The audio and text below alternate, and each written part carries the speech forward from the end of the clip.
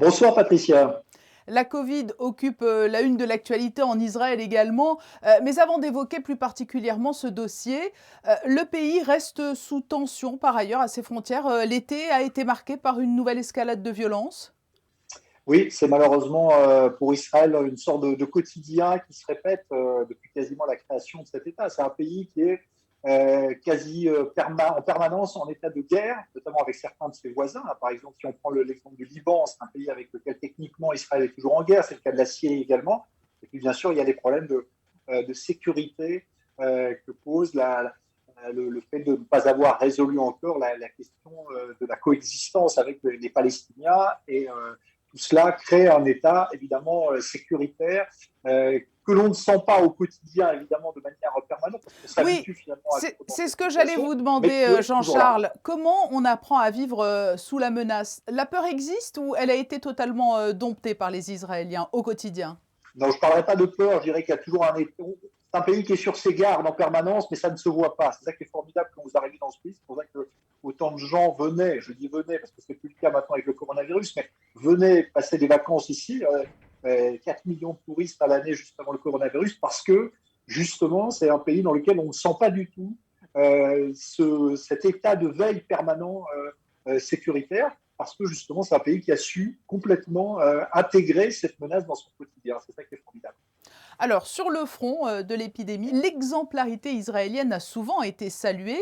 Peut-on revenir tout d'abord sur la façon dont les autorités ont pris à bras-le-corps le dossier lorsqu'il s'est présenté? Dès le départ, on a vu que la manière de contenir tout cela, ce serait à la fois de fermer les frontières et puis de confiner très rapidement les gens. Donc on a été très vite, nous, aux prises avec des mesures extrêmement drastiques. Et puis l'autre aspect, c'est qu'à la fois le système de santé israélien a parfaitement su s'adapter parce qu'il est habitué à vivre des situations de crise, à cet état sanitaire tout à fait exceptionnel. Et puis il y a eu l'étape de la vaccination aussi, avec lequel Israël a su anticiper, en devenant un peu ce pays pilote pour le monde entier de la vaccination Pfizer. Et ça aussi, ça a aidé Israël à sortir un peu plus tôt que les autres de la crise. Mais aujourd'hui, on est revenu à une sorte de casse-départ qui est assez inquiétante. Oui, alors, on nous disait qu'Israël avait réussi là où beaucoup d'autres avaient échoué. On frôlait, je crois, l'immunité collective au printemps.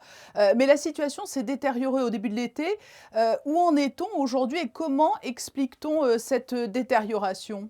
Je crois que la cause de la détérioration, c'est un petit peu celle que connaissent tous les pays, c'est le fameux variant Delta qui est arrivé extrêmement contagieux dans le pays. Et au moment où l'immunité collective n'était pas atteinte, même s'il y avait un très fort taux de vaccination, ce n'était pas suffisant encore pour permettre l'immunité collective. Et du coup, ça a fait repartir complètement eh bien, la contamination dans le pays. On est à près de 10 000 cas par jour actuellement, ce qui est énorme. Alors qu'on en avait quasiment plus il y a encore quelques mois. Donc voilà, c'est au moment où on était presque arrivé à l'objectif que ce variant Delta a tout remis en cause malgré une vaccination très importante. Quelles ont été les mesures sanitaires mises en place en juillet et août, justement, fort de cette situation qui se dégradait? Alors, fermeture des frontières, ça a été évidemment la chose qui a été la plus importante. On interdit même aux Israéliens maintenant de voyager dans certains pays, sauf motif impérieux. Il y a une quarantaine qui a été remise en place. On a remis le port du masque, évidemment. Par contre, on ne veut plus confiner. Le nouveau gouvernement qui est désormais aux commandes en Israël ne veut plus revenir au confinement parce que ça a été un vrai traumatisme pour les Israéliens qui en ont eu beaucoup et qui ne veulent plus en entendre parler. Donc maintenant, ce qu'on fait, c'est qu'on encourage la troisième dose, la fameuse troisième dose de vaccination pour quasiment tous les âges. On est à plus de 30 ans aujourd'hui, mais ça va sans doute descendre encore, parce qu'on a constaté que c'était le remède qui permettait d'éviter aujourd'hui la saturation des hôpitaux et qui marchait effectivement. Cette troisième dose a un vrai effet et permet de diminuer les cas graves. Un dernier mot, Jean-Charles Banoun. On sait qu'il existe beaucoup de passerelles entre la principauté de Monaco et Israël. Vous l'évoquiez. Qu'en est-il des entrées et sorties du pays à ce jour? Alors, on peut sortir d'Israël aujourd'hui, mais il faut vraiment avoir à l'esprit qu'au retour, il y aura une quarantaine obligatoire pour quasiment tous les pays. Il y a très peu de pays aujourd'hui qui permettent d'échapper à une quarantaine au retour en Israël. Alors, pour les citoyens israéliens qui veulent voyager, donc c'est possible, mais on ne peut pas aller partout, sinon il faut une autorisation spéciale. Et pour ce qui est des rentrées, eh bien, seuls les Israéliens sont autorisés à venir. Il y a des dérogations qui sont accordées, mais vraiment de manière extrêmement ténue, difficile pour ceux qui ont de la famille en Israël, qui ne sont pas israéliens, et qui peuvent venir à condition d'être parents au premier degré.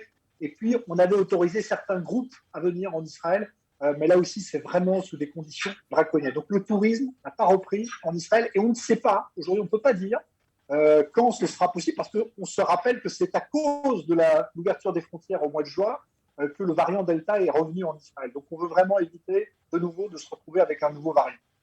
Jean-Charles Banoun, merci pour votre témoignage et cet éclairage sur la situation actuelle en Israël. Merci, Patricia.